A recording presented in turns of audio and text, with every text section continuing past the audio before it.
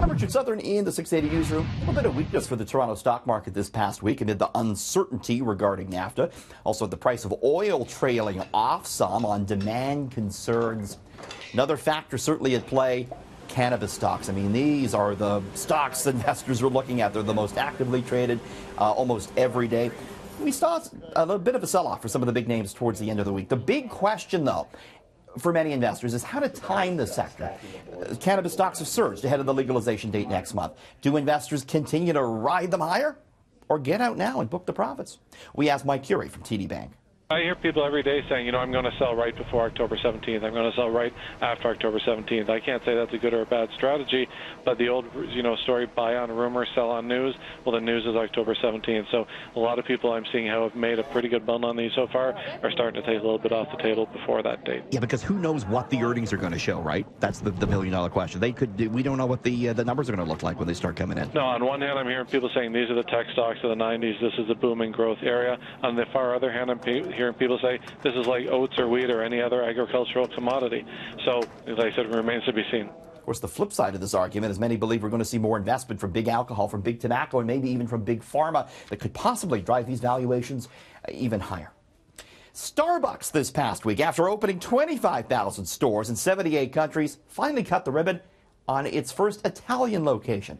And it's quite grandiose. This is it. It's in Milan. It's the so-called Reserve Roastery, this bigger format Starbucks that they're opening. Features a 30-foot bar carved from a single block of Tuscan marble. It's showy. They make a coffee in front of you, pour over coffee. They also sell cocktails, pizza, bread, and gelato. This is aiming at the top end of the market. An espresso shot there costing more than $2.50 Canadian. Not found on the menu. Frappuccino, certainly not. Of course, Italy, a country where coffee culture is taken very seriously. Purists drink largely espresso while standing at a cafe counter. It'll be interesting to see if Starbucks is successful there. You got a pet? Oh, many do. And, it's tough when you get a new one and you have to leave the kitten or the puppy at home when you go to work. Well, many workplaces cluing in on that now. They're offering fraternity leave. Yeah, like paternity leave for parents, but they give you some time off when you get a new pet. Minneapolis marketing company recently making some tweaks to its employee benefits, allowing workers to work from home for a week when they welcome a new animal to the household. As for why it decided to implement this policy, company spokesperson said the perk was just another step in helping employees start their families, even if those families are made up of fur babies rather than human ones. Well, maybe you're looking to take a dip. The weather, of course, still very nice here. And you don't need a pool anymore to have a pool party. Now available in Canada is the Airbnb of pools. Yeah, it's called Swimply. It's an online marketplace where pool owners can rent out their pools by the hour, again called Swimply. Hourly rentals range from as low as $20 an hour to about $200 on a weekend for a big pool. The New York-based owner of the startup says the same-day availability of the pools makes it a spontaneous way to take a dip.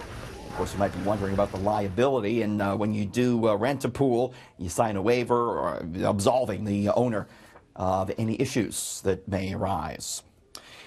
Finally, Dominos with a promotion this past week that didn't work. They had to roll it back. So Dominos in Russia said, we're going to give you free pizza for 100 years if you tattoo a picture of our logo on you and post it on social media. And many Russians did. Russian social media flooded with images of the Domino's logo tattooed on fans' arms and legs and elsewhere. Domino's said, we got to put a stop to this. They stopped the promotion after just a few days, giving free pizza to only the first 350 people to get the ink. In the 680 newsroom, Richard Southern, City News.